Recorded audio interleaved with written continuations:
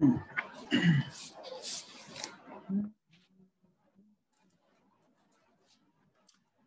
बच्चे आ गए। कौन कौन आया अभी? कसक है, कसक आई अभी तक बस। Hello sir. हेलो कसक, हाउ आर यू? मेरी आवाज प्रॉपर आ रही है आपको? यस। Okay, very good. तो आप लास्ट क्लास में नहीं थी ना कसक, क्यों? Because I forgot to join. क्या? Sorry, I forgot to join. अच्छा अच्छा To अच्छा। join. हाँ, शेड्यूल तो पता है ना आपको क्लास की, तो आप कैसे ये भूल गई? अब पता है सर, एक्चुअली तब बहुत सारे होते थे ना, अब फिर से फिजिक्स होते हैं इसलिए। सॉरी क्या? तब सर पहले बहुत सारी होती थी ना, मतलब अब से फिजिक्स होती है, तो इसीलिए मेरे को लगा सर बताएंगे, लेकिन मेरे को पहले बाद में बहुत पहले बहुत सारी क्या मतलब कोई और भी क्लास होती मतलब थी? नहीं, मतलब पहले मैं केमिस्ट्री और बायो की डेमो क्लासेस भी लेती थी ना। अच्छा अच्छा, तो अब नहीं ले रहे केमिस्ट्री और बायो की डेमो क्लास, क्यों? सर फ्री से शुरू। अच्छा अच्छा, कोई बात नहीं, चलो फिजिक्स की कंटिन्यू कर रहे हो आप? हाँ, yes sir.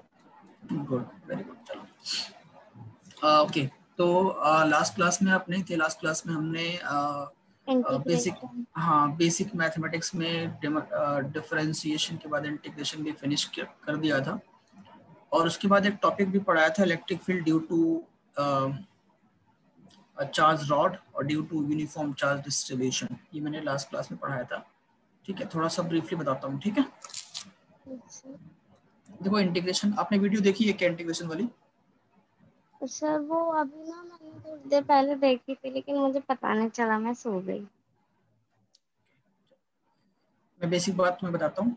Reverse of differentiation की पावर हाँ बढ़ती है, एक की बढ़ती है। हाँ हाँ हाँ हाँ हाँ। डिफरेंशिएशन में आप देखोगे तो पावर जो है वो आपका जो है रिड्यूस होता है, और इंटीग्रेशन में पावर आपका इंक्रीज होता है। तो it is just reverse of differentiation. जिस तरीके से सब्ट्रैक्शन एडिशन एक दूसरे के रिवर्स है, मल्टीप्लिकेशन डिवीजन एक दूसरे के रिवर्स है, वैसे ही डिफरेंशिएशन और इंटीग्रेशन एक दूसरे के रिवर्स है। ठीक है, सर हमने रॉड ली थी, उसके छोटे छोटे पीसेस को डीएक्स हाँ किया था। एकदम, बहुत बहुत बढ़िया, बहुत बढ़िया। एक इसके इसके जितने भी छोटे छोटे एलिमेंट्स होंगे, जितने भी छोटे छोटे एलिमेंट्स होंगे, यस इन सर। सारे एलिमेंट्स को अगर मैं सम कर दूं, जैसे मान लो फॉर एग्जांपल इस पूरे रॉड का जो लेंथ है वो कितना है, एल माना हम ना, और यस हमने सर हमने छोटे डीएक्स। एलिमेंट्स को क्या बोला, डीएक्स बोला। अगर इन सारे डीएक्स को आप जोड़ दोगे, जितने भी डीएक्स इसके होंगे सब सारे डीएक्स को जोड़ दोगे। अच्छा, एक चीज और है कि dx is suppose to be extremely small yes सारे, सर। हाँ अल्टीमेटली, बट सारे डीएक्स को जोड़ोगे तो क्या मिलेगा आपको, लेंथ ऑफ द रॉड। तो ये एक मेथड है जिससे आप छोटे एलिमेंट्स को सम अप करके आप एक फुल एलिमेंट कैलकुलेट कर सकते हो। और इसी का जो दूसरा टेक्निकल मेथड है उसको इंटीग्रेशन कहते हैं। अगर मैं डीएक्स को इंटीग्रेट कर दूं तो हमको क्या मिल जाएगा, एल।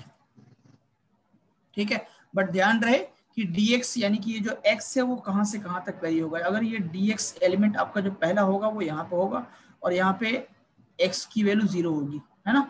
लेंथ वहां पे तो शुरू ही हो रहा है, और यहाँ पे x की वैल्यू l होगी। सबसे आखिरी एलिमेंट dx ये होगा आपका, और यहाँ पे x की वैल्यू l होगी। तो अगर आप dx को 0 से लेके l तक इंटीग्रेट कर लो तो ये आपको l मिलेगा अल्टीमेटली। ये बेसिक, हाँ बेसिक इंटीग्रेशन था, और इसी को हमें फर्दर यूज करना है आने वाले सारे टॉपिक्स के अंदर। ठीक है, जैसे मैंने आपको यूनिफॉर्म चार्ज रॉड, मान लो फॉर एग्जांपल ये आपका चार्ज रॉड है, और इस रॉड की वजह से किसी भी एक पॉइंट के ऊपर, इस पी पॉइंट के ऊपर जो कि ए डिस्टेंस पे है, इस पे आपको निकालना है क्या, electric field. we need to calculate the electric field on this point P due to the charge rod, जिसके ऊपर चार्ज मान लेते हैं Q। ठीक है, अब क्या है कि हमने जो कूलम्स लॉ पढ़ा है बेटा, उस कूलम्स लॉ में ये पढ़ा कि जो पॉइंट चार्ज होती है उसकी वजह से हम इलेक्ट्रिक फील्ड कैलकुलेट कर सकते हैं by having the formula E is equal to k q upon r square. आपको याद है ना फार्मूला? तो पॉइंट चार्ज की वजह से आप इलेक्ट्रिक फील्ड कैलकुलेट कर सकते हो किसी भी एक पॉइंट के ऊपर, के क्यू अपॉन आर स्क्वायर, ये फार्मूला था।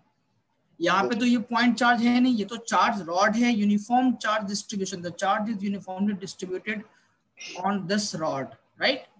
तो ऐसे सिचुएशन में हम वही काम करेंगे जो हमने यहाँ पे किया था, क्या करेंगे, इसके भी एक स्मॉल एलिमेंट, छोटे छोटे टुकड़े ले लेंगे, कोई भी एक स्मॉल एलिमेंट ले लो, और मान लो कि इसके ऊपर जो चार्ज है वो dq है और इसका जो डायमेंशन है, जो लेंथ है वो dx है। ओके एंड मैंने बोला कि let us suppose dx is x units away from the point P। Okay और dx की लिमिट क्या होगी बेटा, यहाँ पे बताओ सबसे छोटा, सबसे पहला dx यहाँ पे होगा जो पॉइंट के सबसे करीब होगा, और इसको हम क्या बोलेंगे, ये यहाँ पे क्या वैल्यू होगी, यहाँ पे x की वैल्यू a होगी, है ना।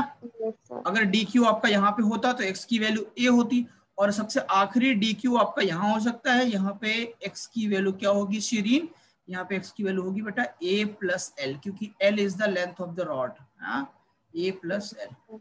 पॉइंट से कहां से, P पॉइंट से पहला DQ, P पॉइंट से ये जो पहला DQ है P पॉइंट से, इसका लेंथ, इसका डिस्टेंस होगा from point P is x, और P पॉइंट से आखिरी DQ का डिस्टेंस होगा a प्लस एल। कोई दिक्कत वाली बात नहीं है।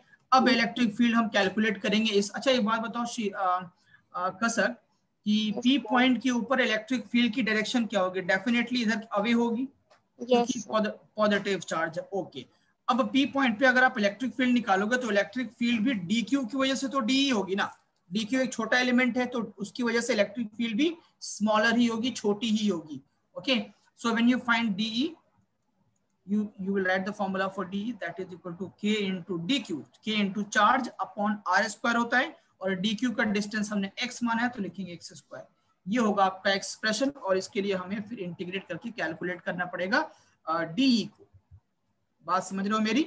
yes, sir. हमने एक और चीज यहाँ पे पढ़ाया था जिसको हमने कहा था लीनियर चार्ज डेंसिटी। ये बड़ा एक कॉमन है, ये क्लास 11th में भी बहुत यूज हुआ होगा, सेंटर ऑफ मास जब आप पढ़े होगे तो लीनियर मास डेंसिटी, यहाँ पे है लीनियर चार्ज डेंसिटी। ठीक है, linear charge density lambda is equal to होता है charge upon length, charge upon length. इस रॉड की चार्ज क्या है बेटा, क्यू, रॉड का लेंथ क्या है आपका एल, तो linear charge density of this rod is q upon l, isn't it? Yes, sir. Okay very good. अब अगर मैं dq एलिमेंट की बात करूंगा बेटा, dq एलिमेंट की बात करूंगा तो dq एलिमेंट के लिए लीनियर चार्ज डेंसिटी लैम्डा कितना होगा, बोलिए। dq के लिए charge upon length, charge upon length, charge कितना बेटा, dq की चार्ज dq है, और dq का लेंथ कितना है, dq का dx लेंथ। हाँ dx लेंथ। इंटीग्रेट होने के लिए हमेशा सिमिलर कंपोनेंट होना चाहिए। देखो dx जो इंटीग्रेट कर रहे हैं हम लोग, बेसिकली हम लोग x को इंटीग्रेट करेंगे, है ना, यहाँ पे x को इंटीग्रेट कर रहे हैं, तो हमें यहाँ पे जो टर्म मिला है वो dq मिला है, तो हमें dq को इंटीग्रेट करना है। वेरिएबल कौन है, यहाँ पे वेरिएबल x है। dq अगर यहाँ पे होगा तो x is equal to a, dq यहाँ पे होगा तो x is equal to a plus L, यानी कि x इज वेरीइंग और we need to integrate x in terms of dq, possible नहीं है।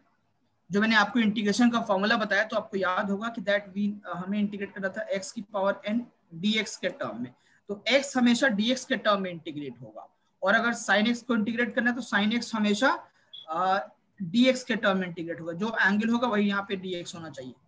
तो सिमिलर कंपोनेंट्स होंगे तभी इंटीग्रेट होता है, तो dq को x के टर्म में इंटीग्रेट आप नहीं कर सकते, तो हमें dq को x के टर्म में पहले लाना पड़ेगा, तो उसी के लिए हम ये लीनियर चार्ज डेंसिटी यूज कर रहे हैं। और यहाँ पे देखिए बेटा dq इज इक्वल टू होगा लैम्डा इंटू dx। अब dq की जगह पे लैम्डा इंटू dx पुट कर देंगे तो dx अब इंटीग्रेट हो सकता है, x इंटीग्रेट हो सकता है dx के टर्म में, है ना। yes, sir. तो यहाँ पे d is equal to k into dq, lambda dx, lambda नहीं लैम्डा अपॉन एक्स स्क्वायर, इसको इंटीग्रेट करेंगे कहाँ से कहाँ तक इंटीग्रेट करेंगे, x विल बी देखो k into lambda dx lambda upon x square, इसको इंटीग्रेट करेंगे कहाँ से कहाँ तक बेटा, a से a प्लस एल तक, x वैरी कहाँ से कहाँ तक होगी, का फॉर्मूला होता है ना सर ये लैम्डा, सॉरी किसका होता है, हाँ वेवलेंथ को डिनोट करते हैं, एग्जैक्टली। अब आप इसको इंटीग्रेट बहुत इजीली कर सकते हो, k कांस्टेंट है बाहर आएगा, लैम्डा भी कांस्टेंट होगा बाहर आएगा, और x स्क्वायर को आप लिख सकते हो x की पावर -2 dx, और a प्लस एल, और ये अब बहुत इजी है इंटीग्रेट करना, है ना। 1/x² को मैंने क्या लिख दिया, x⁻²। बहुत इजी है इंटीग्रेट करना। तो k इंटू लैम्डा x⁻², का इंटीग्रेशन होगा x⁻² प्लस 1। पावर को एक ऐड करते हैं और उतने से डिवाइड भी करते हैं, -2 + 1 से डिवाइड भी करते हैं, और लिमिट होगा आपका a और a + l। इसी को सॉल्व किया था हमने, k इंटू लैम्डा और x⁻1/-1 और a + l, और ये होगा k इंटू लैम्डा -1/x। लिख सकता हूँ ना ऐसा कसक, बोलिए। सर हाँ वेरी गुड। तो k इंटू लैम्डा और x की जगह पे पहले अपर लिमिट को पुट करेंगे और उसके बाद सब्ट्रैक्शन के बाद माइनस लोअर लिमिट को पुट करेंगे। तो ये होगा -1/a + l और -1/a। ठीक है। यस तो हाँ, इसके बाद ये नेक्स्ट स्टेप में हो जाएगा, यहीं पे लिख देता हूँ मैं, दैट E = जब इंटीग्रेट किया डी को तो ये E बन गया। तो E = k into lambda 1/a -1/a + l। ये हो गया आपका आंसर। इस तरीके से हम कैलकुलेशंस करते हैं, जो मैंने पिछले क्लास में सिखाया आपको। आज जो हमारा टॉपिक है, जो बोर्ड के पॉइंट ऑफ व्यू से बहुत इंपॉर्टेंट है, बोर्ड में अक्सर आया है। अगर आप देखोगे पिछले 10 साल के सवाल, तो 4-5 साल पिछले 10 साल में कम से कम आया होगा। बहुत इंपॉर्टेंट है। ठीक है, लिखिए topic, electric field on the axis of a charge ring. Shirin आप समझ रहे हो, Shirin Sisodia? Yes sir. Okay, electric field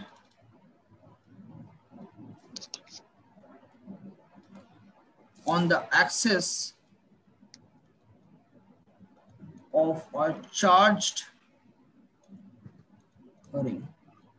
Electric field on the axis of a charged ring. Very, very important for board. Very, very important. देखो बेटा,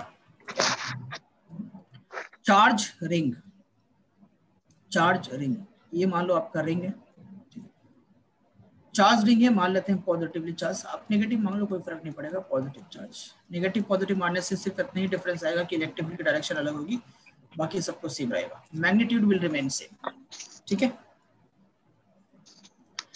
axis के ऊपर, axis समझते हो क्या होता है? एक्सिस मतलब जो सेंटर की लाइन होती है ना, उसको एक्सिस कहते हैं। जो लाइन सेंटर से होके गुजरती है उसको एक्सिस कहते हैं। तो इसी एक्सिस के ऊपर मान लेते हैं कोई पॉइंट P है आपके पास यहाँ पे, और इस P पॉइंट पे आपको इलेक्ट्रिक फील्ड कैलकुलेट करनी है। इसका सेंटर O मान लो, और इस रिंग का जो रेडियस है, इस रेडियस को आप कैपिटल R मान लो। Let us suppose the center is x units away from the point P. Yeah, P point is x units away from the center of the charge ring, right? You need to calculate electric field at point P over here. Okay. अब क्या है कि देखो बेटा, ये भी तो uniformly charge distributed ring है। अब इसके ऊपर भी इस इलेक्ट्रिक फील्ड निकालने के लिए आपको फिर से DQ charge, DQ element consider करना पड़ेगा। Yes sir.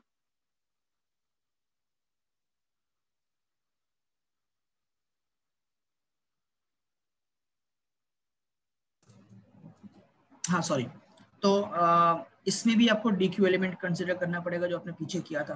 तो आप पूरे रिंग के ऊपर कहीं भी एक DQ एलिमेंट कंसीडर कर सकते हो। मान लेते हैं फॉर एग्जांपल हमने एक छोटा सा DQ एलिमेंट यहाँ पे कंसीडर कर दिया,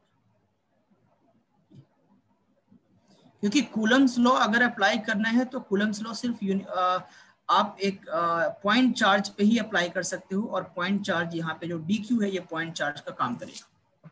ठीक, अब DQ का डिस्टेंस पॉइंट P से x तो नहीं है। DQ का डिस्टेंस, ये तो सेंटर से डिस्टेंस है x, DQ से कितना डिस्टेंस है? तो DQ से डिस्टेंस हम कुछ भी मान लेते हैं। लेट अस सपोज इस केस में DQ से डिस्टेंस ये R है, और DQ से एंगल जो बना रहा है पॉइंट P, वो थीटा एंगल है। ठीक है। आपको इस P पॉइंट पे इलेक्ट्रिक फील्ड अब कैलकुलेट करनी है। ठीक है। अच्छा, एक बात बताओ मेरे बच्चों, कि क्या इलेक्ट्रिक फील्ड इस पॉइंट के ऊपर, P पॉइंट के ऊपर अवे ही होगी DQ से? अगर मैं इलेक्ट्रिक फील्ड का डायरेक्शन पूछूं आपसे, तो इलेक्ट्रिक फील्ड डायरेक्शन आप इधर ही बोलोगे मेरे को? Yes sir. डेफिनेटली। हमेशा चार्ज से उसी लाइन में अवे होती है, चार्ज से उसी लाइन में अवे होती है। ठीक है। अगर नेगेटिव चार्ज होता, अगर आप रिंग को नेगेटिव चार्ज मांगते, DQ नेगेटिव होता, तो उसी लाइन पे इलेक्ट्रिक फील्ड यहाँ पे टुवर्ड्स हो जाती। बात मेरी समझ रहे हो ना? Yes sir. Very good, very good, very good. सिर्फ अब डायरेक्शन देखिए, चेंज हो जाता है। सॉरी, सिर्फ डायरेक्शन चेंज हो जाता है ना। हाँ ठीक है। अब देखो बेटा ध्यान से, यहाँ पे एक इंपॉर्टेंट पॉइंट आएगा। क्या ये भी एंगल थीटा होगा बच्चे? Yes sir. Very good. अच्छा, अगर ये एंगल थीटा होगा तो आपको मैंने वेक्टर बखूबी पढ़ाया, आपको अच्छे से याद भी होगा कि this component will be D cos theta yes sir.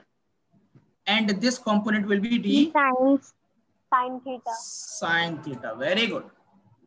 अच्छा कसक, ये कुछ जरूरी है कि डी क्यू आपका वही हो जो मैंने कंसिडर किया? डी क्यू आप तो कहीं भी ले सकते हो। यस सर, बहुत सारे हैं ना छोटे छोटे। पूरे पूरे रिंग के ऊपर हजारों लाखों डीक्यू होंगे। D q is suppose to be extremely small charge. D q here is a very small, ऐसा लिख लो, elemental component. D q here is an elemental component. Okay, और इस डीक्यू को हम लोग पॉइंट चार्ज भी कंसीडर करेंगे to apply the Coulomb's law to find the electric field, right? मान लेते हैं बेटा डीक्यू आपका यहाँ पे होगा। अगर आपका डीक्यू यहाँ पे होता तो क्या होता? तो ये होता कि आपका डिस्टेंस, ये ये आपकी होता सर, आपकी सब लाइन ये कुछ बनती उल्टा है। हो जाता।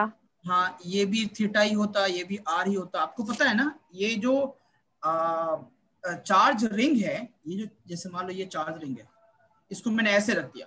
अब यहाँ पे आपका ये पॉइंट है P, ठीक है, जो कि सेंटर से, ये सेंटर O है जिससे x डिस्टेंस अवे है। तो इस P पॉइंट से आप कोई भी रेखा खींचो इसके ऊपर, किसके ऊपर?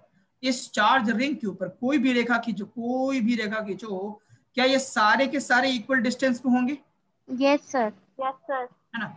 एक पॉइंट है जिसके नीचे एक सर्कल है, ऊपर एक पॉइंट है, तो उस पॉइंट से सर्कल के सर्कमफेरेंस का सारा पॉइंट एग्जैक्टली इक्वल डिस्टेंस पे होगा। ठीक है, तो ये भी डिस्टेंस आपका आर ही होगा। अगर आप डी क्यू को यहां पे मानते तो तभी ये डिस्टेंस आपका आर ही होता। आप मेरी बात समझ रहे हो? तो yes for every d q element, r and theta will remain same. R and theta will remain same, और सबका रेडियस तो खैर सेम ही रहेगा, इसमें कोई शक वाली बात ही नहीं है। तो इसका इलेक्ट्रिक फील्ड का डायरेक्शन आपका डी ये हो जाएगा, और इस बार ये एंगल थीटा होगा, और इधर डी कॉस थीटा होगा, और इधर आपका डी साइन थीटा होगा। Yes sir. तो अब इससे ये होगा कि ये कंपोनेंट और ये कंपोनेंट एक दूसरे को कैंसिल आउट करेंगे। तो डी साइन थीटा सारे एक दूसरे के वजह से कैंसिल हो जाएंगे, बट डी कॉस थीटा हर एक एलिमेंट के लिए सेम डायरेक्शन में आएगा। तो यानी कि you have to integrate d cos theta to find the net electric field at point P. आपको समझ आई बात? Yes sir. Very good, very good. ठीक है, तो मैं आगे लिख देता हूं एक point, that d sin theta component of each elemental dq is cancelled by the d sin theta of opposite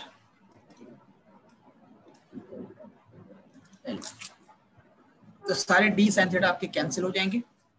ठीक है, और मैंने आपको ये भी बताया कि दैट फॉर ईच dq, सारे dq के लिए आपका x small r and capital R and theta सबके लिए सेम होगा, सबके लिए सेम होगा। तो जब इंटीग्रेशन हम करेंगे तो डी कॉस थीटा को इंटीग्रेट कर लेंगे तो सबका काम हो जाएगा।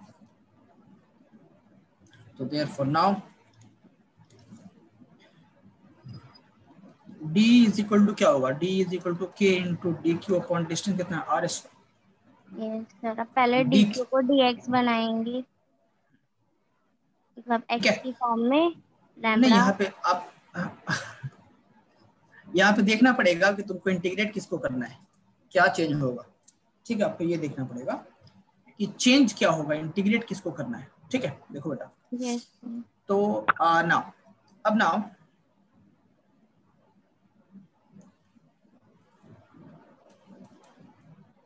net electric field will be integration of not d but d cos theta. d cos theta. ठीक है, अब देखो बेटा यहाँ पे d की वैल्यू पुट करो तो ये होगा k into d q upon r square cos theta. अब बोलो बेटा क्या क्या चीज यहाँ पे वेरी होने वाली है.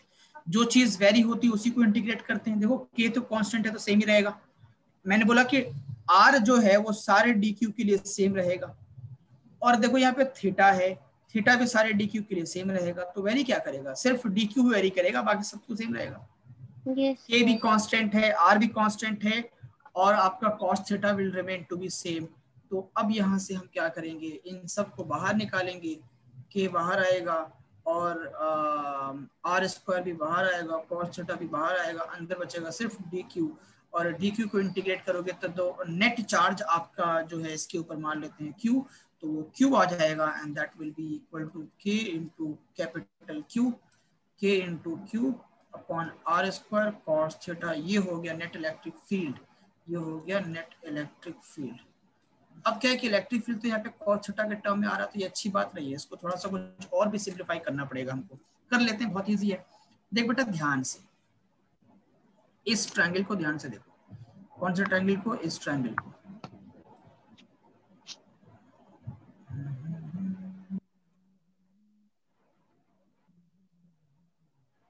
ये ट्रायंगल, ये और ये,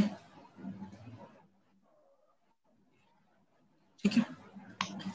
ध्यान से देखिएगा तो ये आपका x है और ये आपका r है और ये आपका कैपिटल R है बच्चे, और ये थीटा है. तो इस ट्रायंगल में cos थीटा की वैल्यू क्या होगी, बोलो. b upon h x upon small r. और इस ट्रायंगल में स्मॉल r की वैल्यू क्या होगी, क्या small r square is equal to x square plus capital R square लिख सकते हैं. Yes sir, Pythagoras theorem. Exactly क्योंकि सेंटर पे ये लाइन आपको परपेंडिकुलर होगा एक्सिस वाली लाइन, तो r is equal to under root x square plus r square भी लिखा जा सकता है, कोई दिक्कत वाली बात नहीं है. तो अब नाउ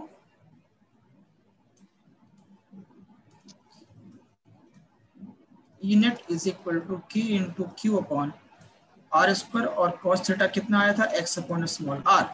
इट मीन्स ये आया k q x upon r q. इसका मतलब ये हुआ कि नेट इलेक्ट्रिक फील्ड अब लिखा जा सकता है that k q x divided by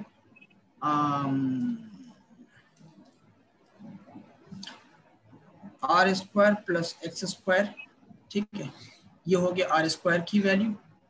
हमारे पास तो आर क्यूब है ना, और ये हो गया आर स्क्वायर की वैल्यू, और under root r square plus x square, ये हो गया आर की वैल्यू. क्या ऐसा लिख सकता हूँ, बोलो. आर क्यूब है, स्मॉल आर क्यूब है, स्मॉल आर क्यूब बना है आपका small r square into small r से. तो स्मॉल आर स्क्वायर की वैल्यू मैंने पीछे बताई आपको यहाँ पे that x square plus r square, और स्मॉल आर की वैल्यू बताई मैंने under root x square plus r square. ठीक है, तो आर स्क्वायर के लिए ये हो गया और आर के लिए ये हो गया. समझ रहे हो, बोलिए. ये पावर बेटा 1 है.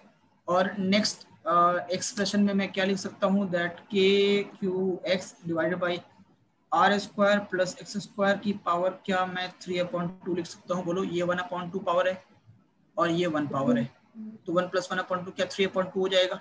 नहीं समझ आया, मैं इसको दोबारा से कर देता हूँ, मैं कर देता हूँ दोबारा से. ये पावर 1 और r square plus x square की पावर 1/2.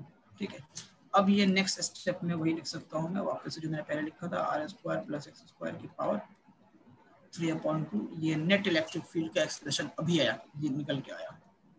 ये निकालने को पूछते हैं बोर्ड में. 3 नंबर का सवाल आता है अमूमन मैक्सिमम टाइम. ठीक है, k q x upon r square plus x square power 3/2. अब इसमें मैं बोलूं बेटा सेंटर पे बताओ इलेक्ट्रिक फील्ड की वैल्यू क्या होगी. नोट कर लिया था ना सर, एक बार सेकंड वाली दिखा दीजिए. अभी दिखाते हैं. ये सेकंड वाली, ये इससे सॉरी ये ना. यस करो, हो गया. गुड. स्क्रीनशॉट ले रही हो ना. नहीं सर, लिख भी रही हूँ, वो थोड़ा सा नहीं लिखा था। ये लिखो, हो गया ये वाला। Yes sir.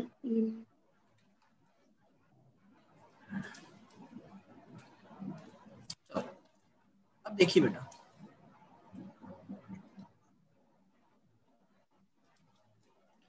सेंटर के ऊपर क्या x की वैल्यू 0 होगी? ये आपका चार्ज रॉड था,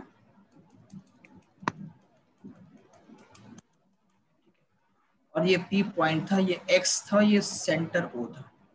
अगर P पॉइंट को मैं सेंटर पे लाके रख दूं तो x क्या 0 हो जाएगा? Yes sir.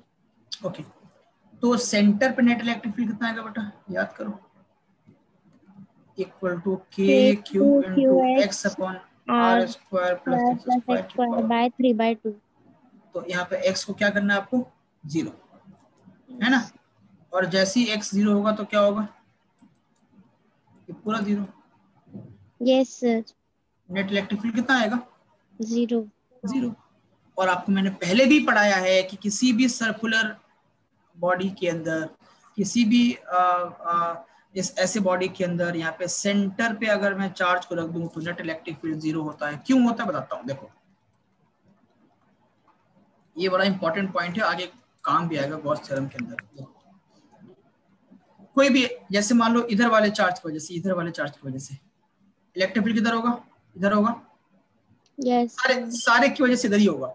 अच्छा, इधर वालों की वजह से इधर होगा, यस सर। एक दूसरे को कैंसिल करेंगे नहीं करेंगे, बोलो?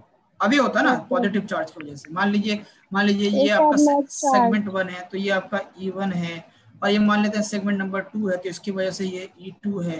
तो क्या E1 E2 को कैंसिल नहीं करेंगे, अपोजिट डायरेक्शन है। अच्छा, मान लेते हैं ये इस डायरेक्शन वाले जो चार्जेस हैं वो इलेक्ट्रिक फील्ड इधर की तरफ लगाएंगे, अपोजिट डायरेक्शन में, हमेशा अवे, हमेशा अवे, क्योंकि पॉजिटिव चार्ज है। और इधर वाले जो सेगमेंट है ये इधर, तो मान लेते हैं ये आपका थर्ड है, तो ये होगा आपका E3, और ये मान लेते हैं सेक्शन नंबर 4, तो ये होगा आपका E4। तो सब एक दूसरे को कैंसिल करेंगे, तो net electric field 0, net electric field 0। तो किसी इनसाइड पॉइंट पे इलेक्ट्रिक फील्ड हमेशा 0 होता है, ध्यान रखो, ठीक है। चलो, अब अगर मान लेते हैं कि x की वैल्यू बहुत कम होती है, बहुत ज्यादा होती है r से, क्योंकि चार्ज रिंग बहुत छोटा है, चार्ज रिंग बहुत छोटा है, और x जो है वो एक्सिस पे लाइन बहुत बड़ी है, ठीक है। तो इफ x इज much much greater than r, ठीक है, ये आपका चार्ज रिंग बहुत छोटा सा है, और ये इतना बड़ा x है, ठीक है, और ये रेडियस जो है आपका बहुत छोटा सा है, छोटा सा चार्ज रिंग है। So if x is much greater than r, in that case net electric field equal to क्या होगा, k q x upon x r square plus x square की पावर 3/2। तो अगर r बहुत छोटा है तो आर स्क्वायर भी तो बहुत छोटा होगा ना, यस सर। और छोटा कितना होगा, नियरली 0 हो जाएगा। पता है क्यों? मैंने बोला कि मान लो फॉर एग्जाम्पल बेटे बेटे एक कोई वैल्यू मेरे पास 0.0025, एक तो ऑलरेडी बहुत छोटा वैल्यू है, तुम अगर इसको स्क्वायर करोगे तो ये और छोटा नहीं हो जाएगा, और छोटा हो जाएगा ना। इसके देखो, इसके अंदर 4 डेसिमल के बाद 4 डिजिट्स है, अगर तुम इसका स्क्वायर कर दोगे तो डेसिमल के बाद 8 डिजिट्स हो जाएंगे, तो ये और छोटा वैल्यू हो जाएगा। आप मेरी बात समझ रहे हो? जैसे 0.02 है, इसका स्क्वायर करोगे तो ये स्क्वायर करने के बाद ये आएगा 0.04, देखो छोटा हो गया, और ये छोटा हो गया। तो छोटे वैल्यू का स्क्वायर और छोटा हो जाता है, ठीक है। तो इस केस में क्या होगा कि अगर r बहुत छोटा है x से, r के मुकाबले x के मुकाबले r बहुत छोटा है, तो r square will be nearly equal to 0। और अगर ये आर स्क्वायर 0 के करीब होगा तो ये होगा 0। तो इस केस में क्या होगा आपका, के q x upon x square की पावर 3/2, और ये होगा k q x upon x square into 3/2, ये 2 से 2 कट गया, और ये हो गया आपका के क्यू एक्स अपॉन एक्स का क्यूब, और ये कटेगा तो ये स्क्वायर बचेगा। तो नेट इलेक्ट्रिक फील्ड जो आपका आएगा वो आपका आएगा के क्यू अपॉन एक्स स्क्वायर। देखो अब बताओ कसक, यस सर। क्या electric field due to a point charge k q upon r square था? Electric yes field due sir. To a point charge क्या k q upon r square या के q upon x square था। देखो yes. वही आया। यानी कि अगर बहुत छोटा सा चार्ज रिंग हो जाए, रिंग बहुत छोटा हो, इतना छोटा हो कि वो पॉइंट चार्ज की माइनिंग हो जाए, in that case electric field at a point will be same as that in the case of point charge. तो वो एक पॉइंट चार्ज के जैसा बिहेव करने लगेगा अगर आर की वैल्यू बहुत छोटी होगी एज कंपेयर टू एक्स। ठीक है, सो व्हेन x इज much greater than r, then the body starts behaving like a point charge। और इलेक्ट्रिक फील्ड जो आया है k q upon x square, ये इस बात को प्रूव भी करता है ना। सो यहाँ पे मैं लिख सकता हूँ एक पॉइंट, तो आप नीचे लिखना दैट सो इफ x इज much greater than r, then the body मतलब कौन सा, uniform charge ring, body starts behaving like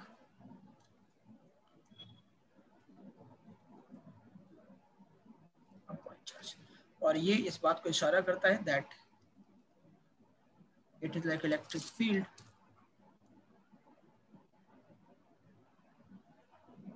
due to point charge.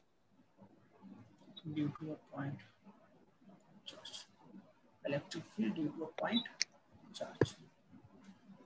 समझ के बात को? Yes sir. वेरी गुड, आगे बढ़ते हैं। नेक्स्ट टॉपिक है हमारा electric field, motion of a charge particle in an electric field. ये बड़ा इंपॉर्टेंट है, इससे भी बोर्ड में सवाल आते हैं।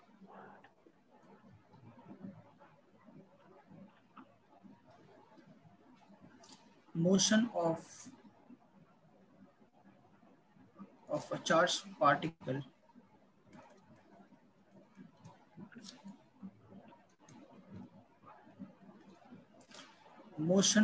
charged particle in an electric field। motion of a charged particle in an electric field। सोचो, मान लेते हैं कोई भी इलेक्ट्रिक फील्ड है, उस इलेक्ट्रिक फील्ड को जस्टिफाई करने के लिए हम मान लेते हैं कुछ इस तरीके का सेटअप है कि ये पॉजिटिव चार्ज रॉड है और ये नेगेटिव चार्ज रॉड है।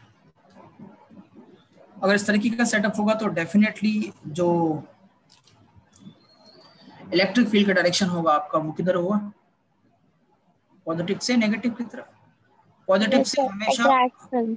हाँ पॉजिटिव अट्रैक्शन तो बात है वो फोर्स की बात मैं नहीं कर रहा हूँ, बस ये तुम देखो कि इलेक्ट्रिक फील्ड का डायरेक्शन क्या होगा। इलेक्ट्रिक फील्ड तो हमेशा क्या पॉजिटिव चार्ज से अवे नेगेटिव चार्ज के टुवर्ड्स होता है ना।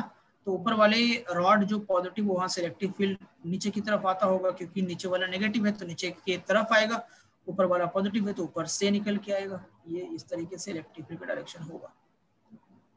कोई दिक्कत तो नहीं है? बोलते रहिए।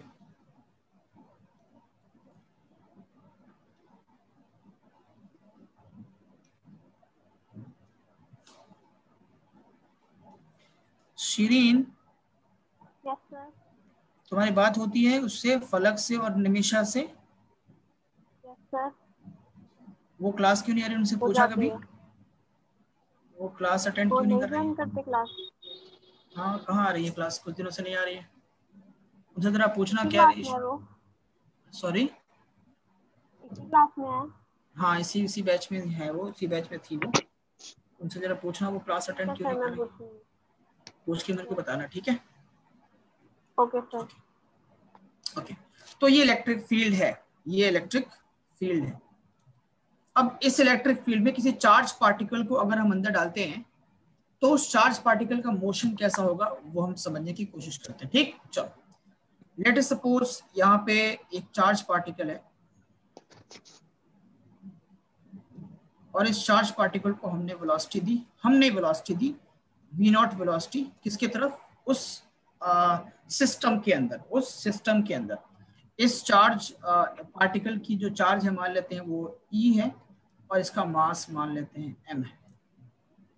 ठीक, अब देखो अगर ये नेगेटिव चार्ज पार्टिकल है तो पॉजिटिव वाला अपनी तरफ इसको अट्रैक्ट करेगा। ठीक, तो इस चार्ज पार्टिकल का मोशन होगा कैसा, कुछ ऐसा होगा बेटा? यस कुछ ऐसे ही होगा ना। ये जाना चाहेगा स्ट्रेट, लेकिन क्या होगा कि जो ऊपर में जो पॉजिटिव चार्ज रॉड है वो उसको अपनी तरफ अट्रैक्ट करेगा, क्योंकि ये नेगेटिव चार्ज है। जो मैंने चार्ज को भेजा है ये नेगेटिव चार्ज है, अगर ये पॉजिटिव होता तो नीचे वाला अट्रैक्ट करता, अगर ये मान लेते हैं पॉजिटिव होता तो इसको नीचे वाला अट्रैक्ट करता ऐसे, और क्योंकि ये नेगेटिव है इस केस में तो इसको ऊपर वाला पॉजिटिव चार्ज इसको अपनी तरफ अट्रैक्ट करेगा, और एकदम से अट्रैक्ट नहीं करेगा। क्यों? क्योंकि ये इसके ऊपर मास भी तो m है, इसको ग्रेविटी भी तो नीचे की तरफ खींचेगी, बट ग्रेविटी से ज्यादा फोर्स, हमें पता है ना कि ग्रेविटेशनल फोर्स से ज्यादा इलेक्ट्रोस्टैटिक फोर्स होता है। और कितना ज्यादा होता है इलेक्ट्रोस्टैटिक फोर्स जो होता है वो 42 टाइम्स ज्यादा होता है, sorry not 42 only, 10 to the power 42, 10 to the power 42 times gravitational force से ज्यादा होता है इलेक्ट्रोस्टैटिक फोर्स। तो इलेक्ट्रोस्टैटिक फोर्स ज्यादा होगा, ग्रेविटेशनल फोर्स वीक होगा, तो ये एकदम से ऊपर नहीं जाएगा, ये धीरे धीरे ऊपर की तरफ जाएगा, थोड़ा बहुत ग्रेविटेशनल फोर्स इसको रेजिस्ट भी करेगा। तो ये कुछ इस तरीके का पाथ बनाएगा, और ये पाथ हम ऑलरेडी क्लास 11th में खूब पढ़ के आए हैं मैकेनिक्स में, जिसको हम लोग प्रोजेक्टाइल भी कहते हैं, याद है? Yes sir. Very good, very good. Parabola shape. हाँ, पैराबोलिक शेप, कुछ ऐसी तो शेप होता है ना पैराबोलिक, कुछ ऐसा लाइक दिस, अगर नीचे की तरफ हो तो ऐसा हो, ऐसा हो, है ना? हाँ, गुड। तो अगर ये प्रोजेक्टाइल मोशन कर रहा है, अगर ये प्रोजेक्टाइल पाथ बना रहा है, तो इसके अंदर कुछ रेंज भी होगा, हाइट, रेंज, कुछ मैक्सिमम टाइम। हाइट भी होगी, कुछ इसके पास एक्स डायरेक्शन में वेलोसिटी होगी, कुछ वाई डायरेक्शन की वेलोसिटी होगी, कुछ एंगल भी बनाएगा। देखो, तो इसमें सवाल क्या आता है कि आपको ये कैलकुलेट करना है कि ये कितने एंगल पे बाहर निकलेगा, यानी कि ये कितने एंगल से बाहर निकलेगा, कितना एंगल बना के बाहर निकलेगा, ये सवाल है। ये सवाल पूछते हैं, जैसे मान लो अगर मैं इसको, अगर ये इसी पाथ से जाता तो ये स्ट्रेट पाथ आपका ये होता, तो ये y की वैल्यू है, इसकी हाइट की वैल्यू है, ठीक है। और इसके बाद इस पॉइंट के ऊपर इसके x डायरेक्शन में क्या वेलोसिटी है और y डायरेक्शन में क्या वेलोसिटी है, ठीक है। ये दो तीन चीजें कैलकुलेट करने को आती हैं, वो हम एक एक करके कैलकुलेट करते हैं। सबसे इंपॉर्टेंट सवाल क्या होता है, एंगल, डिफ्लेक्शन, एंगल कितने एंगल से डिफ्लेक्ट हुआ, कितने एंगल से इलेक्ट्रिक फील्ड को बाहर छोड़ेगा ये, ठीक है। वो चीजें हमें कैलकुलेट करनी होगी, इसमें कोई दिक्कत वाली बात तो नहीं है ना? अच्छा, एक बात बताओ, इलेक्ट्रिक फील्ड के परपेंडिकुलर हमने वेलोसिटी दी है, initial velocity that is v0, इसमें कोई शक तो नहीं है? Initial velocity is perpendicular to the electric field, ये हमने इलेक्ट्रिक फील्ड परपेंडिकुलर दी है अपने वेलोसिटी इलेक्ट्रिक फील्ड के परपेंडिकुलर, ठीक है। इसमें कैलकुलेट करने को आता है कि फाइंड y, y मतलब क्या हुआ, डिफ्लेक्शन और शिफ्ट, ये कितना डिफ्लेक्शन शो करेगा। इसका पाथ ओरिजिनल कौन सा होना चाहिए था, इसका ओरिजिनल पाथ ये होना चाहिए था, ये होना चाहिए था, क्योंकि यही इसकी वेलोसिटी का डायरेक्शन था इनिशियल, लेकिन ये अपने पाथ से इतना डिफ्लेक्ट कर गया, तो आपको ये पहले कैलकुलेट करना होगा। फिर कैलकुलेट करने को आता है डिफ्लेक्शन एंगल, फिर क्या आता है, थीटा कैलकुलेट करना, angle of deflection, angle of deflection या angle at which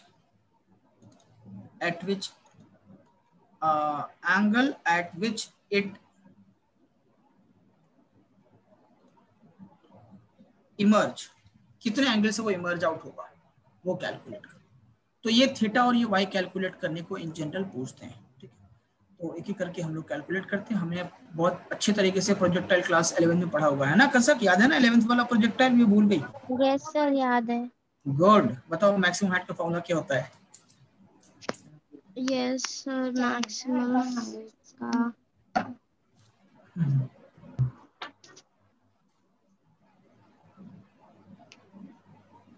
u square sine square theta upon 2g, yes sir, या u square sine 2 theta upon g?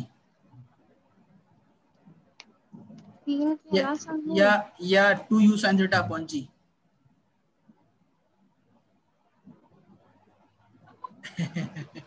कोई बात हम करेंगे, अभी दोबारा करेंगे, ठीक है, परेशान होने की जरूरत नहीं, हम करेंगे।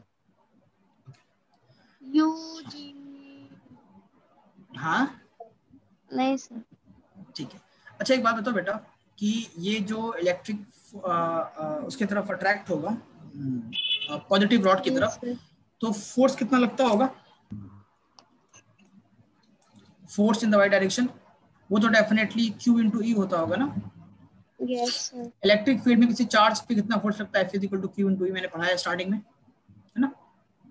Yes sir. यहाँ पे चार्ज कितना है? E है, तो F y force is equal to E into e होगा। यानी कि ये जो फोर्स इसके ऊपर लग रहा है नीचे की तरफ, ये नीचे की तरफ जो फोर्स कंटिन्यूअसली लग रहा है, ये फोर्स कितना है? This force F is equal to E into e, ठीक है, जो इसको रॉड की तरफ अट्रैक्ट कर रहा है, Q इंटू ई, यानी कि E इंटू ई। तो अगर फोर्स आपको पता है तो क्या आप एक्सेलरेशन निकाल सकते हो? तो if Fy is equal to E into e, तो देन एक्सेलरेशन इक्वल टू क्या होता है? फोर्स अपॉन मास, तो Fy अपॉन m। आपको पता है ना कि बेटा F इज इक्वल टू अगर ma है तो A is equal to F upon m होगा, डेफिनेटली फोर्स अपॉन मास। तो फोर्स कितना है बेटा? E into e upon mass कितना है? m। तो acceleration of the charge is equal to E into e बोले तो इलेक्ट्रॉन, कैपिटल E बोले तो electric field, upon mass of the electron, mass of the charge particle, ठीक है। Acceleration निकल गया y डायरेक्शन में। x डायरेक्शन में कितना एक्सेलरेशन है? 0। आपको पता है कि प्रोजेक्टाइल में x डायरेक्शन में कोई एक्सेलरेशन नहीं होता, y डायरेक्शन में ही एक्सेलरेशन होता है। एक्सेलरेशन एक डायरेक्शन में होने की, हाँ, अगर x डायरेक्शन में एक्सेलरेशन होगा तो उससे क्या होगा कि पाथ प्रोजेक्टाइल फिर नहीं होगी, है ना। वो हाइट कंटिन्यूअसली चेंज कर रही है, वेलोसिटी कंटिन्यूअसली चेंज कर रही है due to the gravity. Gravity उसको खींच रहा है, इस वजह से उसकी वेलोसिटी पहले बढ़ के मैक्सिमम होती है, फिर घटने लगती है। तो इस वेलोसिटी के बढ़ने घटने की वजह से एक्सेलरेशन y डायरेक्शन में आता है, बट x डायरेक्शन में एक्सेलरेशन नहीं आता, ठीक है, कोई दिक्कत नहीं है ना। No sir. नहीं सर। शिरीन बोलते ना बेटा, और तुम बताना मेरे को निमिषा और उसका स्टेटस। फलक, क्या नाम है? फलक, हाँ।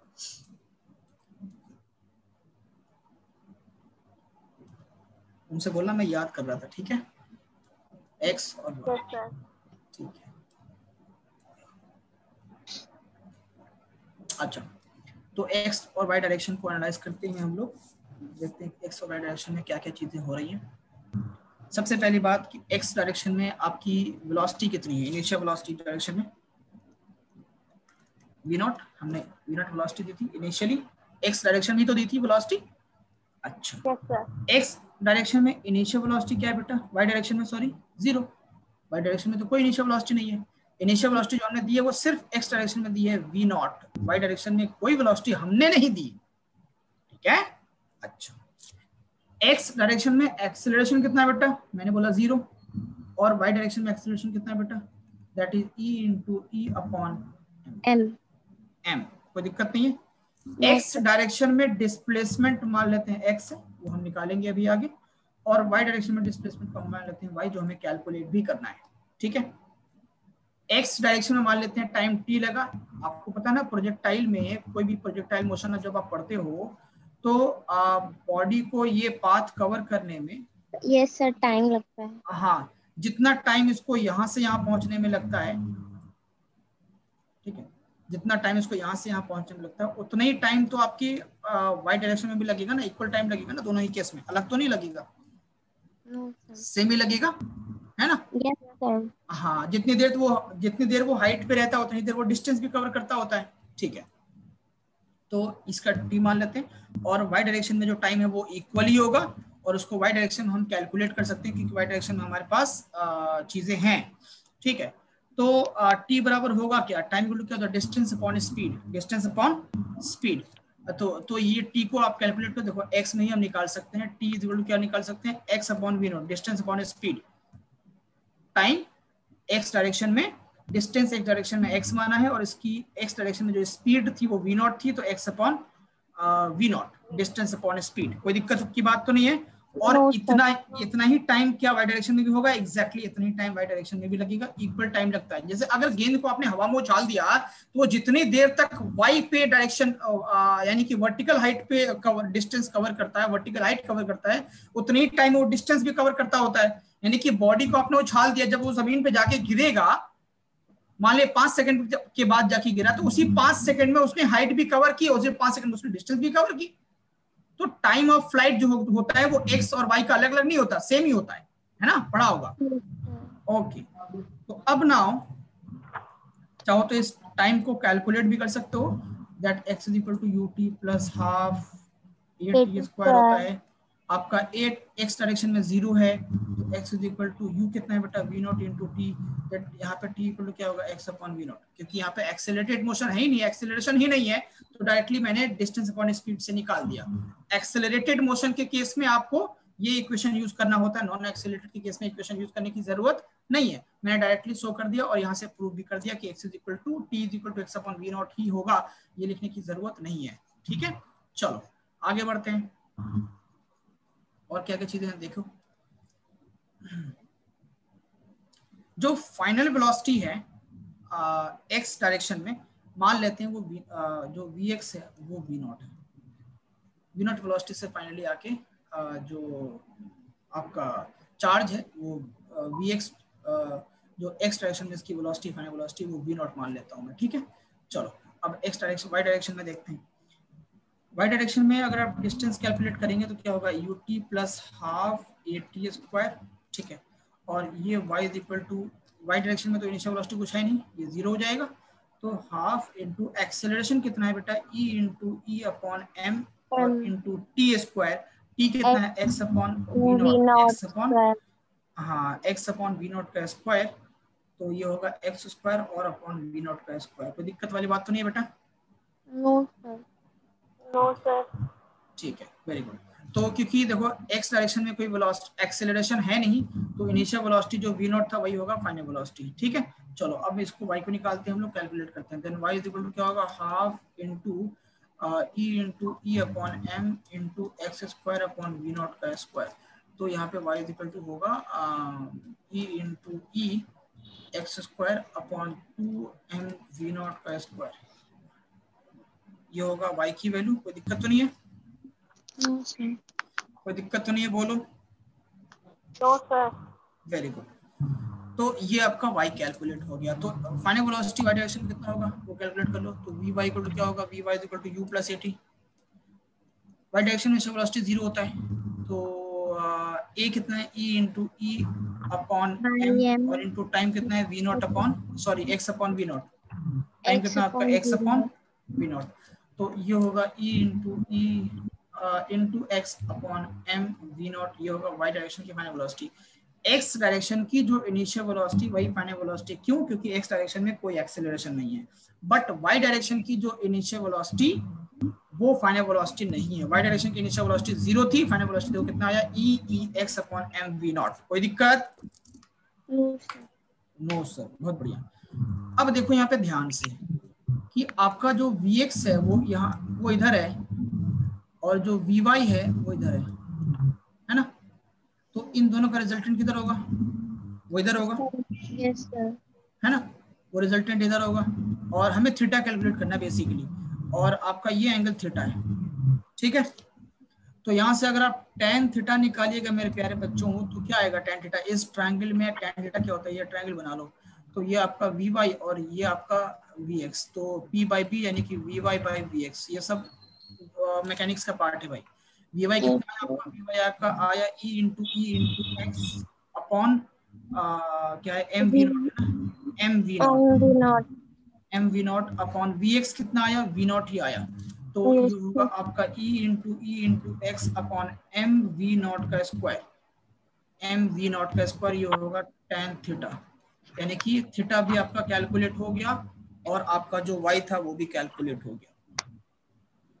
दो चीजें कैलकुलेट करने को आती हैं, एक यह आता है डिफ्लेक्शन और शिफ्ट y जो मैंने कैलकुलेट कर दिया, दूसरा आता है theta angle at which it will emerge, it emerges या इट विल इमर्ज, वो दोनों मैंने कैलकुलेट कर दिया आपके लिए। तो आपका ये tan थीटा हो गया एंगल, और यहाँ पे y हो गया आपका डिफ्लेक्शन यानी कि शिफ्ट। बात समझे कि नहीं समझे? सर हमने यहाँ पे अच्छा। प्रोजेक्टाइल वाले फॉर्मूले क्यों नहीं लगाए? तो प्रोजेक्टाइल का तो लगा फॉर्मूला, ये क्या चीज है बेटा, देखो यहाँ पे ये सिचुएशन किस चीज प्रोजेक्टाइल का तो है पूरा का पूरा। y डायरेक्शन की स्पीड अलग, देखो x डायरेक्शन की इनिशियल वेलोसिटी v नॉट थी, y डायरेक्शन की इनिशियल वेलोसिटी 0। ये तो प्रोजेक्टाइल में ही तो होता है ना, अलग अलग दोनों ही केस में। Yes sir. x डायरेक्शन का एक्सेलरेशन 0, इसी वजह से x डायरेक्शन की फाइनल वेलोसिटी भी v नॉट, ये जो इनिशियल y फाइनल, क्योंकि एक्सेलरेशन 0 है। एक्सेलरेशन होगा तभी तो स्पीड चेंज करेगी ना, वेलोसिटी चेंज करेगा ना। एक्सेलरेशन अगर 0 है तो वेलोसिटी चेंज ही नहीं करेगा। ओके, x डायरेक्शन की डिस्टेंस को मैंने x माना तो टाइम होगा x upon v not. y का सिचुएशन अलग है, y का जो एक्सेलरेशन है वो e अपॉन m है, y डायरेक्शन की हमने डिस्टेंस को y मान लिया, जो मैंने यहाँ पे देखो y कैलकुलेट किया हुआ है, ये y कैलकुलेट किया हुआ है, y माना हुआ है। अब यहाँ पे y निकालते हैं हम लोग, y इज इक्वल टू क्या होगा, ut plus half A T square. u आपका y डायरेक्शन का 0 है और हाफ इंटू a है e अपॉन m और t x upon v not, दोनों का स्क्वायर किया मैंने, तो ये अल्टीमेटली हमारा y निकल के आया that y is equal to 1 upon 2 e upon m into x square upon v not square, that is e x square upon 2m v not square, that is answer. और देखो यहाँ पे equation of motion फिर से y direction के लिए use किया, तो यहाँ पे vy आपका आ गया ये। यस आप समझ रहे हो मेरी बात या नहीं समझ रहे? Yes sir.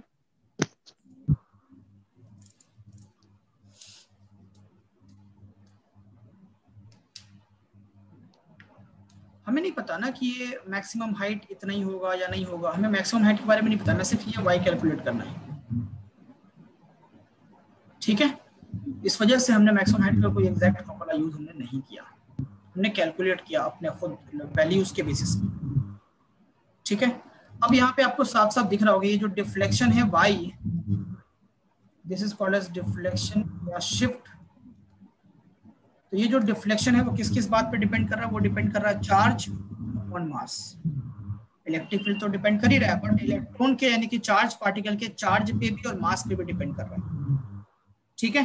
तो चार्ज बाय मास रेशियो अगर किसी चार्ज की अलग होगी तो उसका डिफ्लेक्शन भी अलग होगा। जैसे देखो मैं तुमको समझाता हूँ, एक पॉइंट यहाँ पे लिख लो that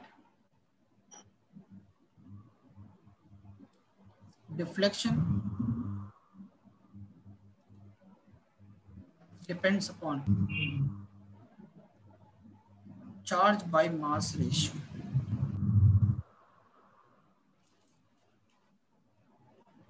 charge by mass ratio of electron कितना होता है, याद है आपको? Charge by mass ratio of electron कितना होता है? 1.74 × 10⁻12, ये पढ़ा होगा सब केमिस्ट्री में, ठीक है। Charge by mass ratio E upon M ratio भी कहते हैं, ठीक है। कोई दिक्कत नहीं है। अब एक बेसिक सवाल पूछता हूँ, मान लो फॉर एग्जांपल मेरे पास सेटअप कुछ ऐसा है। शिरीन क्या आवाज हो रहा है? कुछ आवाज हो रही बहुत तेज ना तुम्हारे पास, ये ऐसी आवाज किस चीज की है? हाँ सर मेरी वो उसके फैन क्या चीज? की फैन की है शायद। फैन की आवाज है?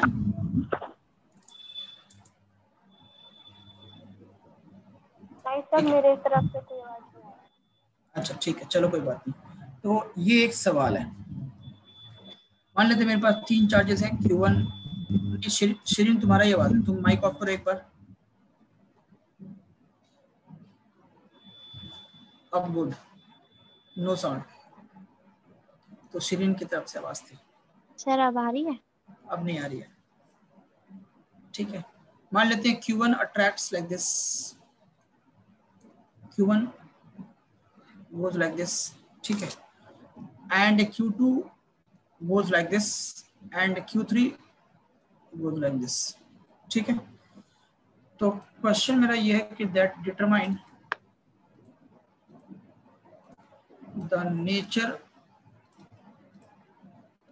Of the charges Q1, Q2 and Q1, Q2 और Q3 का नेचर हमें बताना है, क्या होगा आप बताओगे मेरे को?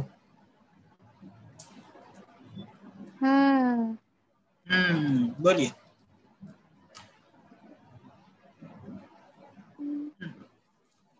कम ऑन टेल मी, बहुत इजी है, क्या कर रहे हो? नेचर Q1, मतलब सर हाँ वो Q1 नेगेटिव है। हाँ, अरे कितना बढ़िया, तुम अच्छी हो। Q1 नेगेटिव है, साइंटिस्ट हो तुम। वो भी नेगेटिव है और वो पॉजिटिव है लास्ट वाला, और ये भी नेगेटिव है, और वो और पॉजिटिव। ये पॉजिटिव हो गया। तो चार्ज का जो मोशन है वो डिपेंड करेगा कि चार्ज का नेचर कैसा है, और चार्ज का शिफ्ट कितना होगा वो डिपेंड करेगा कि चार्ज बाय मास रेशियो कितना है। आप समझ गए बात को? जो सर शिफ्ट है, जो डिफ्लेक्शन है, वो डिपेंड करेगा चार्ज बाय मास रेशियो, और जो डिफ्लेक्शन है, जो दिख रहा है आपको पाथ, वो डिपेंड करेगा कि चार्ज का नेचर कैसा है। अगर नेगेटिव होगा तो पॉजिटिव रॉड की तरफ अट्रैक्ट होगा, और अगर पॉजिटिव होगा तो नेगेटिव रॉड की तरफ अट्रैक्ट होगा। इतनी बात समझ में आई? आपको नहीं आई बोलिए। Yes sir. ओके, अब एक सवाल आते हैं जो आपके बोर्ड में आया हुआ है।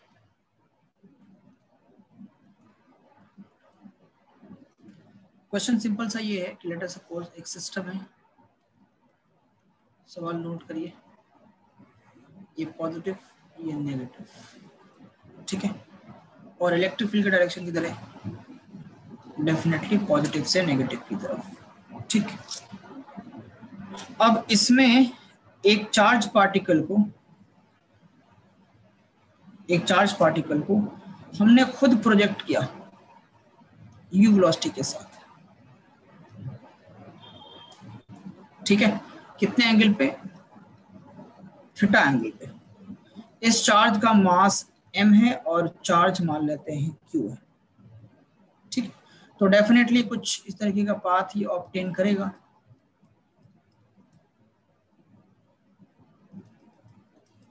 इस तरीके का पाथ डेफिनेटली ऑब्टेन करेगा।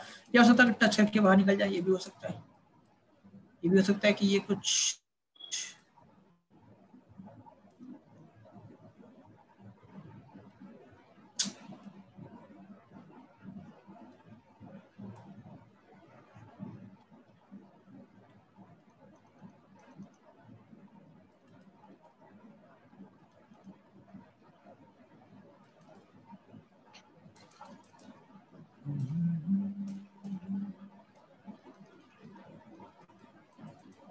ये कुछ इस तरीके से बाहर निकल जाए, और ये आपका एंगल थीटा है, ठीक। We need to calculate this maximum height yes sir. d, ठीक है। आपको ये कैलकुलेट करना है डेफिनेटली। चलो आप कैलकुलेट करोगे। फाइंड द वैल्यू, मैं लिखता हूँ find the value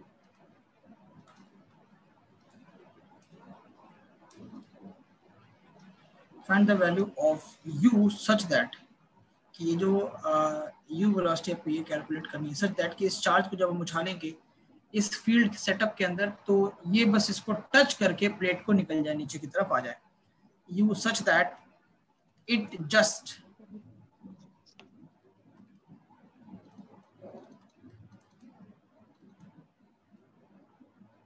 it just touches the upper plate. It just touches the upper plate. चलो come on do it. u की वैल्यू क्या होगी? It just touches the upper plate. Find the value of u.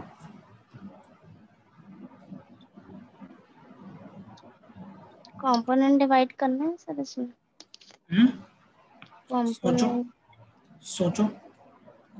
अच्छा, एक चीज और समझ के चलना, हम यहाँ पे जो भी पढ़ रहे हैं ये सब ग्रेविटी फ्री स्पेस में पढ़ रहे हैं,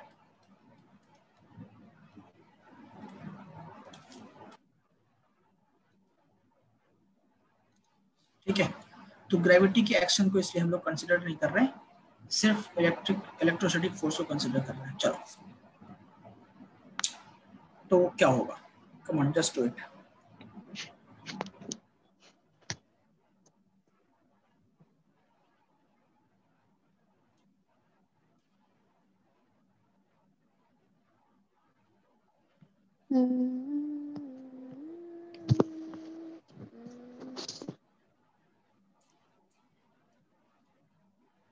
इसका इसके ऊपर फोर्स किधर लगेगा बेटा?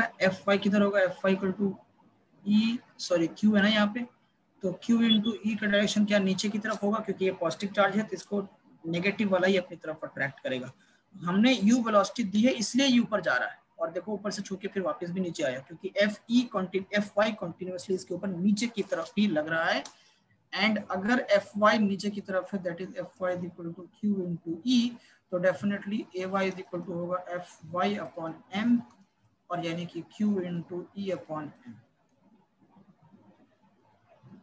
Q into e upon m. कोई दिक्कत वाली बात तो नहीं है? ठीक है, आगे बढ़ो। अब देखो मैक्सिमम हाइट का फॉर्मूला क्या होता है प्रोजेक्टाइल मोशन में? Sir maximum height square theta upon 2g, you sine square sine square theta by 2g। अब यहाँ पे g क्या, यहाँ पे g क्या, यहाँ पे g का मतलब ये नहीं है कि जो सिर्फ एक्सेलरेशन ड्यू टू ग्रेविटी है, यहाँ पे g के साथ साथ acceleration in the y direction भी नीचे की तरफ ही है, तो वो g में ऐड हो जाएगा, इसलिए हम लोग g इफेक्टिव लिखते हैं यहाँ पे। ठीक है, g इफेक्टिव यहाँ पे ग्रेविटी फ्री स्पेस कंसीडर नहीं कर रहे, इसलिए g इफेक्टिव है। ठीक है, in this case vertical motion जो हो रहा है किसकी वजह से, प्लेट्स की वजह से या फिर इनिशियल वेलोसिटी u की वजह से, वो क्यों हो रहा है? देखो here the vertical motion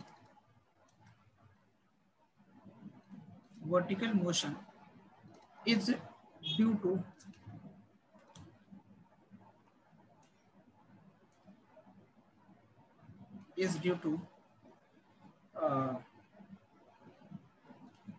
electric field, is due to electric field.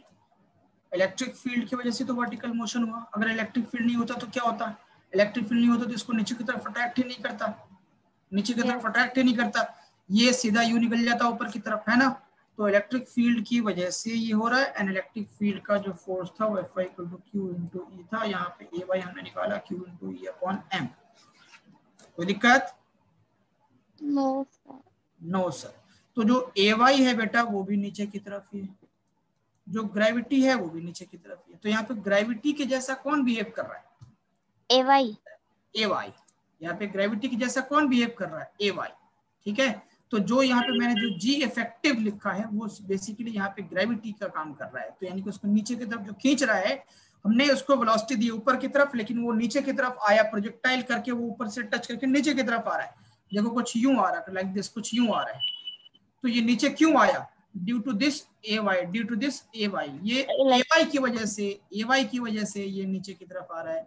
तो बेसिकली ये जो जी इफेक्टिव है वो यहाँ पे कौन लगा रहा है? वो यहाँ पे ए वाई लगा रहा है। कौन लगा रहा है? ए वाई लगा रहा है। तो अब नाउ हम लिख सकते हैं h max is equal to g effective. ठीक है, h max is equal to u square sine square theta divided by 2 into a y. ठीक है, 2 इंटू ए वाई। बोलो शिरीन, कोई दिक्कत तो नहीं है?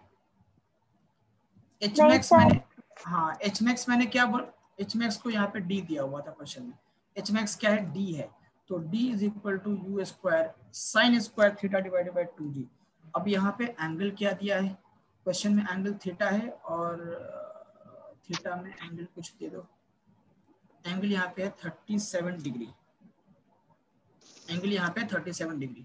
आपको मैंने बताया ऑलरेडी कि ट्रायंगल अगर 37 डिग्री का बनेगा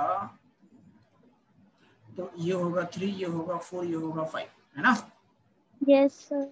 हाँ, तो u square sine square 37 degree divided by 2 into g effective यानी कि ए वाई। और ए वाई हमने क्या निकाला था? ए वाई की वैल्यू ही पुट कर दो सीधा। ए वाई की वैल्यू पुट करो।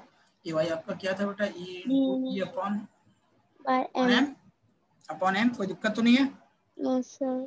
ओके, तो ई नहीं क्यू था बेसिकली, यहाँ पे क्यू है ना, यहाँ पे क्यू है, तो q into e upon m. अब ये यू स्क्वायर साइन 37 की वैल्यू क्या होगी? देखो अगर ये 3, हाँ यहाँ पे साइन 37 निकालोगे तो क्या होगा? पी बाई एच यानी 3/5, है ना? 3/5। तो ये होगा 3/5 का स्क्वायर, और ये होगा 2 इंटू क्यू इंटू ई, और ये m चला जाएगा ऊपर। ठीक है, कोई दिक्कत तो नहीं है? नो तो सर। यहाँ से निकालोगे u square is equal to 2 into q into e into d divided by क्या 3/5 स्क्वायर इंटू एम, ये होगा ना। तो 2 into q into e into d divided by 3 3 9 और m, और ऊपर होगा 5 2 10। तो 10 q e d divided by 9 into m, ये होगा आपका आंसर। ठीक है, कोई दिक्कत तो नहीं है? बोलो। No no sir. ये u हो गया, तो यहाँ से u स्क्वायर है, u की वैल्यू निकालो। तो u इज इक्वल टू आप लिख सकते हो यहाँ पे 5/3 क्यों, चाहो तो इसको तुम 3 स्क्वायर अपॉन 5 स्क्वायर रहने दो, कोई दिक्कत वाली बात नहीं है।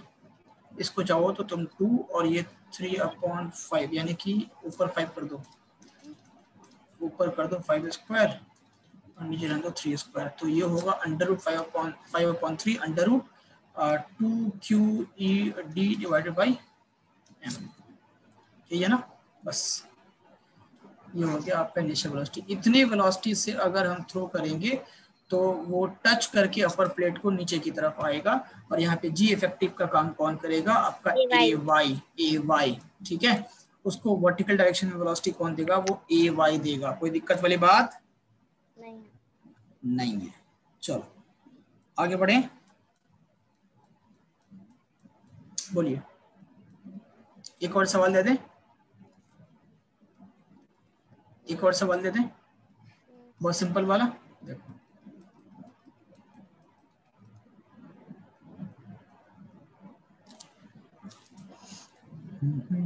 इलेक्ट्रिक फील्ड डेफिनेटली आपका नीचे की तरफ है, एक चार्ज यहाँ पे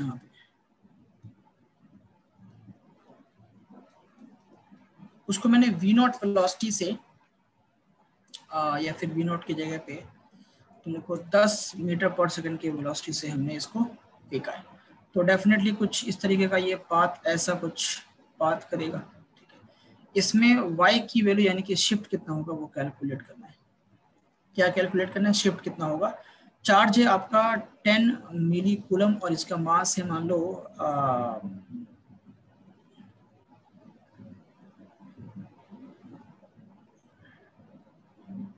2 ग्राम। चार्ज है 10 मिली कूलम, मास है आपका 2 ग्राम। सर ठीक है, चेंज करना है क्या इनको? हाँ। तो आपको ये y पता है? कैलकुलेट, क्या चेंज, मैं समझा नहीं क्या कह रहा हूँ। हाँ चेंज, वो स्टैंडर्ड में ना चेंज करना पड़ेगा डेफिनेटली, ये थीटा। तो फाइंड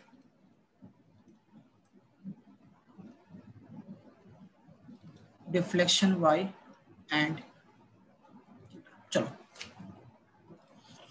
आपको y और थीटा कैलकुलेट करना, जल्दी से कैलकुलेट करिए फटाफट। मतलब ये है फर्स्ट वाले की तरह, मतलब जो आपने फर्स्ट पे कराया था। हाँ फर्स्ट वाले की तरह बिल्कुल। शेरिन तुमको समझ आया सवाल?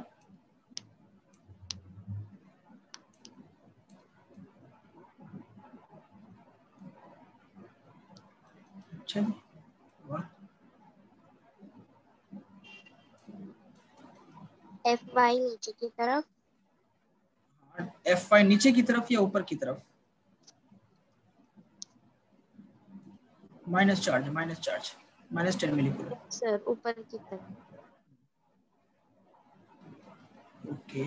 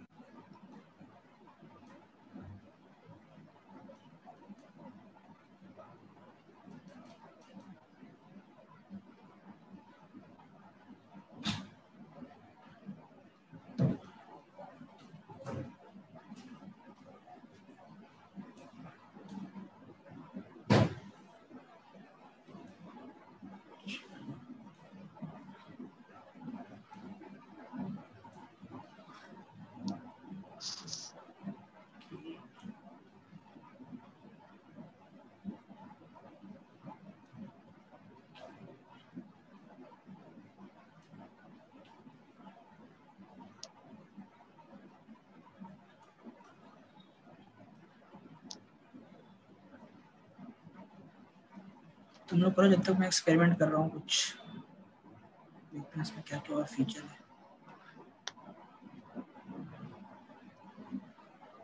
ओके, ये चीज़ मुझे पता ही नहीं थी कि ये सब भी होता है। अच्छा,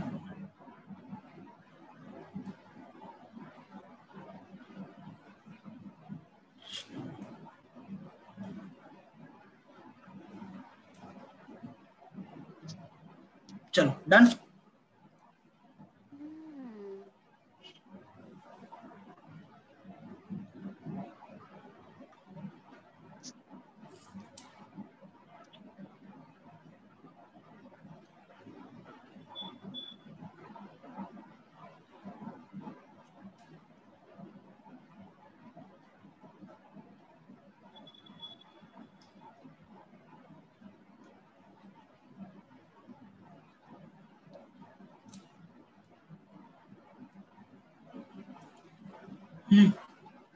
आंसर आ गया।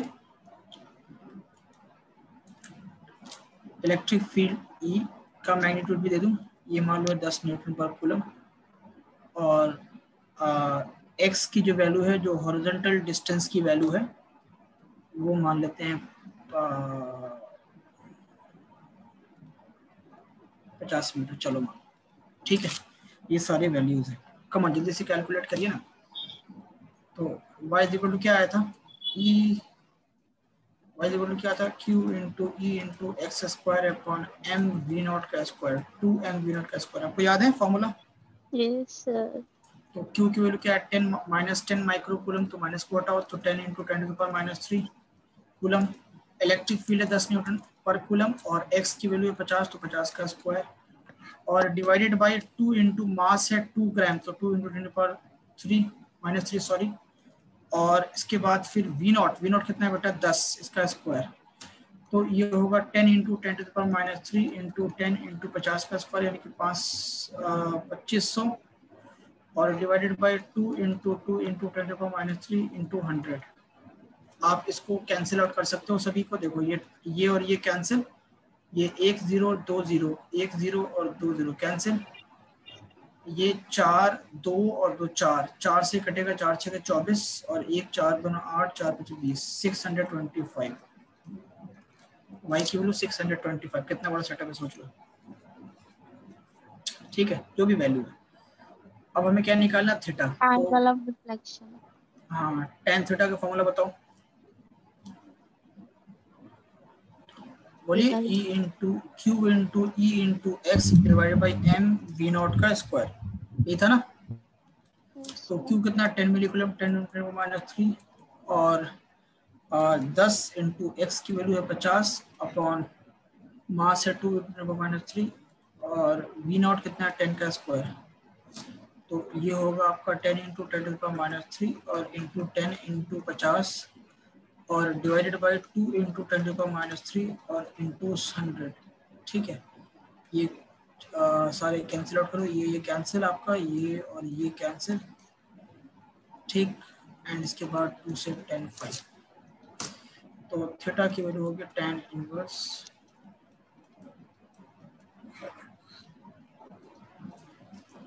ठीक है। तो हाँ, दिस इज द आंसर। तो ये 19 ये जो है कि tan थीटा की वैल्यू आती है 5, थीटा की वैल्यू कितनी होगी वो आपको अगर वैल्यू आएगा तो निकाल सकते हैं। This is the answer. कोई दिक्कत, बोलिए। नोट कर लीजिए पहले इसको, just note it down.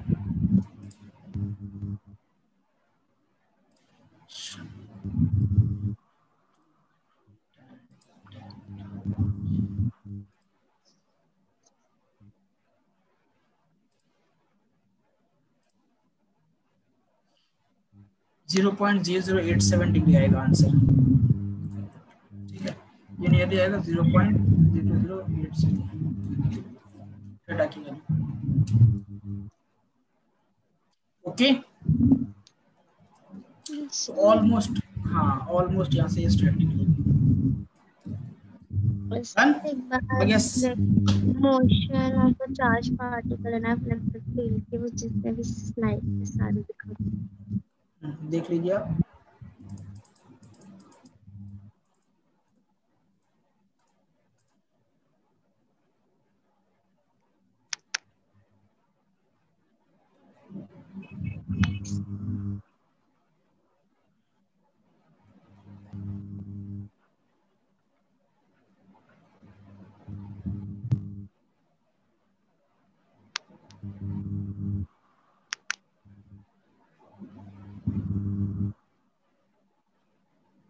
Next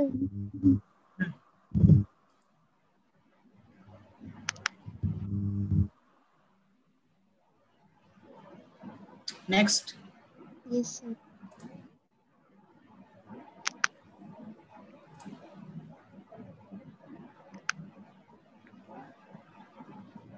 हो गया। Yes sir.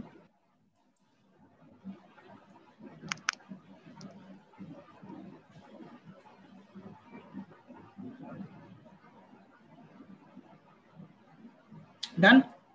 Yes sir. Yes sir.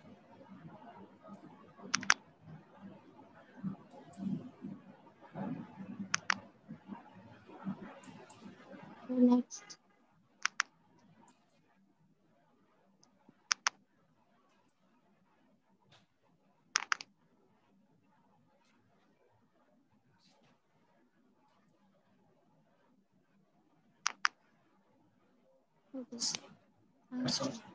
चलो, तो नेक्स्ट क्लास में फिर हम लोग इलेक्ट्रिक फील्ड लाइंस पढ़ेंगे। आज की क्लास में इतना सफिशिएंट है, ठीक है। इलेक्ट्रिक फील्ड लाइंस, उसके बाद फिर हम लोग